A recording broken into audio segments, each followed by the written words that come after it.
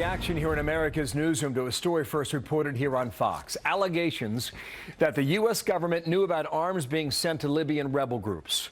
You might remember more than 2 years ago when Senator Rand Paul asked then Secretary of State Hillary Clinton when this report first surfaced. This from January 2013. It's been in news reports that ships have been leaving from Libya and that they may have weapons. And what I'd like to know is the annex that was close by, were they involved with procuring, buying, selling, obtaining weapons?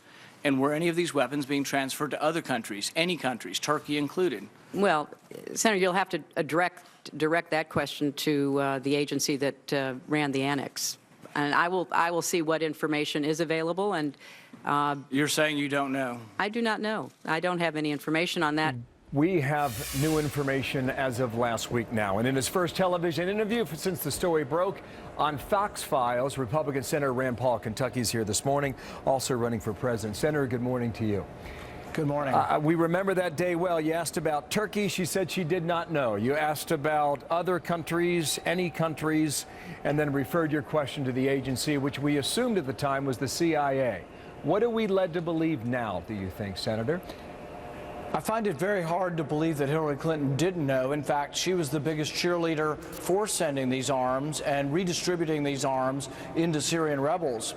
And the reason why this is an important issue, many of the people who receive these arms are not friends of America.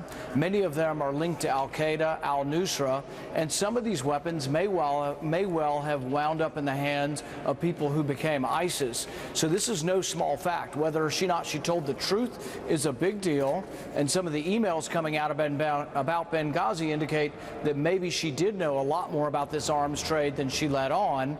And I don't think our public officials should be allowed to come before congressional committees and lie.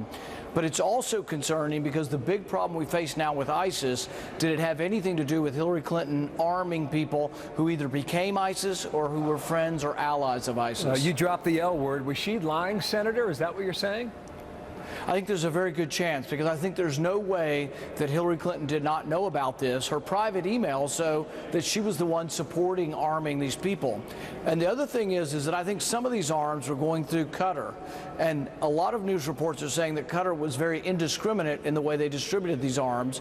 But there were actually weapons that have shown up in Afghanistan that were U.S. weapons used against us that came through Qatar. So I think we have to be very careful. And when we select a commander-in-chief, do we want a commander-in-chief who is so sloppy about who they give arms to that we're now at war again with ISIS, that is using, they have $1 billion of our Humvees, for goodness sakes. But really, the question needs to be asked of Republicans and Democrats, was it a good idea to give people arms who were fighting alongside ISIS? I understand the case you're making. These are strong allegations. You say there is evidence in emails.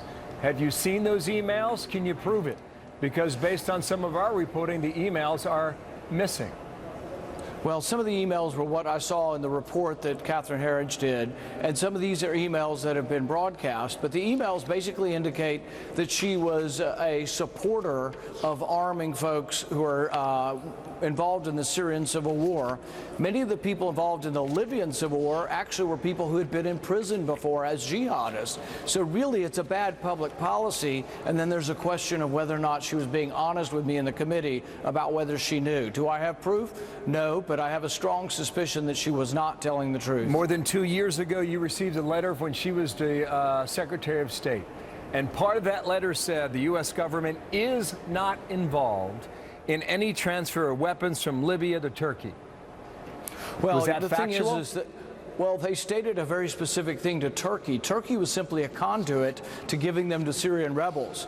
You'll notice in the letter they did not say that the U.S. government's not involved with transferring arms to Syrian rebels, because I believe they were. And I think the CIA annex was involved with this, collecting weapons in Libya that had been dispersed by toppling Gaddafi. 15,000 shoulder-to-air missiles went missing when Gaddafi was toppled. These are now all over the world, but the CIA annex was trying to collect some of these, ship them through Turkey into Syria. So when she said she didn't know anything about Turkey, the real question was Syria. So my follow-up question was, or any other countries, and she said no, that she was unaware of any arms leaving Libya and going to any other countries. I believe that to be factually false, and I think she was dishonest with the American public.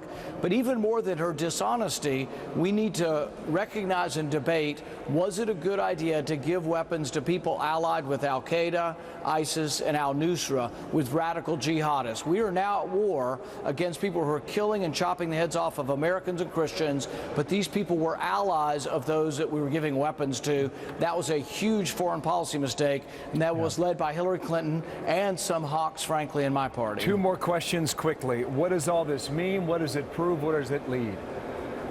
I think it's most important for the question moving forward, as Hillary Clinton's being investigated with Benghazi, whether or not she was telling the truth or whether she lied to Congress. But it's also very important when developing a foreign policy as we move forward. We have to do something about ISIS now, but it infuriates me that they have $1 billion worth of U.S. weapons and that we also were arming their allies for years, and that some complain the only thing we did wrong was we didn't give enough arms to the allies of ISIS, and that's a real mistake. And that's the debate that's happening on both sides of the aisle, as you point out as well. Final question. She said yesterday in that interview on CNN that she broke no laws with her emails. Did she or not? Well, she broke several laws. One of the laws says that she used a new government email address and a government server. And I think we're finding out more and more, and we'll be trying to find out more and more about whether any of these were sensitive or classified. We have to trust her because she deleted all of her emails, which indicates to me that perhaps there was something to hide. Senator, thank you for your time. This story goes on. Rand Paul from the Hill today. Thank you, sir, for coming back. 20 minutes now. Thank you.